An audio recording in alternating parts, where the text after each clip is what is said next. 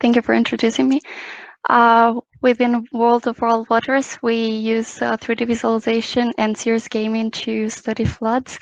I do not intend to mention how important the problematic with water is nowadays and how climate change is affecting us, because this has been discussed in depth in the previous session. But why do we study floods? Well, basically because it's a very, very recurrent phenomenon, and the damages are increasing and increasing, and we want to prevent them. There is a little village in West Norway, and it experienced this 3 years ago. There was an extreme event, a flash flood, that was caused by a precipitation 3 to 5 times higher than the 200 years precipitation, and the village got destroyed, and together with it, the project leader's house. One could say that that day he learned, together with many others, the hard way, that what flood risk prevention is, and what flood risk communication is, and how challenging it is between different roles and stakeholders. So WoW started last year, and it aims at creating a holistic understanding of floods and landslides by using immersive experiences. We base them on real data, real scenarios, and simulations. And we also aim to communicate causes and effects by means of virtual reality and an improved user experience. And we can also support decision makers in prevention and emergency management. Now, why do we use virtual reality, you might wonder? Well, because it's suitable for customization. We can use it in very different users, such as decision makers, industry, consultants, as well as education. But it's also suitable to test emergency plans and to train people to follow such plans. And it saves costs. And it provides a sense of realness that I believe a video or a film could not provide. But this is ongoing research. I'll tell you a bit more about it later on. WoW is divided in several modules, and we aim to create realistic data that can be afterwards used to create realistic flood simulations and realistic landslide simulations.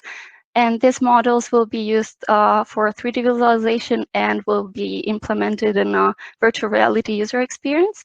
And we aim to trigger a human response with this.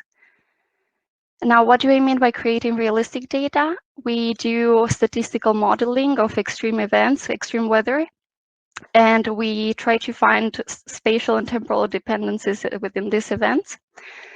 Then we use this data for hydrologic modeling, and the result of this hydrologic modeling is implemented in hydraulic modeling. And we also aim to optimize these hydraulic models. We do the same for landslides. We do quick clays landslides, and once the models are visualized in 3 dimensions, we use them as an input for a serious game. This game aims to improve the sense of realness, but also to trigger an improved risk perception of floods and landslides.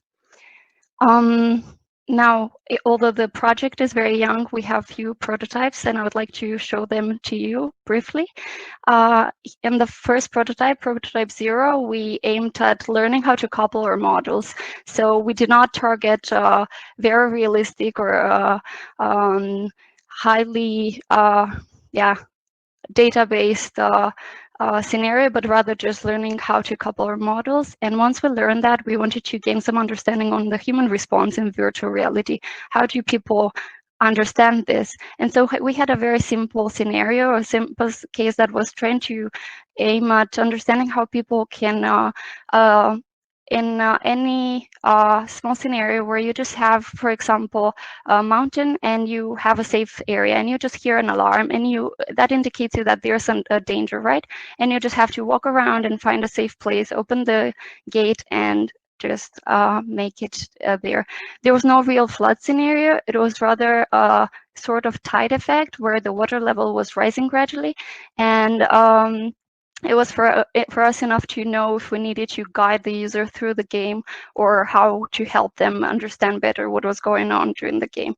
Now, once we learned that, more recently, we try to do the same thing, but in a more complex scenario during a urban flood. The water level is definitely higher, it's raining, and we even give time to the user. So you have, let's say, 7 to 8 minutes to escape. It's very rainy and you're in the middle of a building and you have to find your way to a safe zone. And you can teletransport yourself and walk around and interact with many elements. And this tells us basically how important storytelling or how important it is to interact with things around us and how this improves the experience of the person that is using the game. Now, we fortunately have challenges to face in our research, such as combining the weather input to a simulation at any location in the world.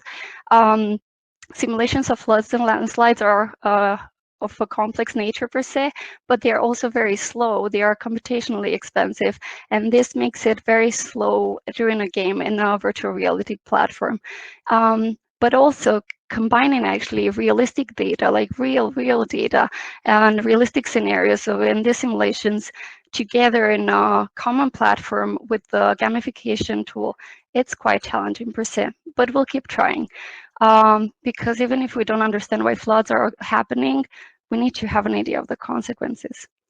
Thank you very much for your attention.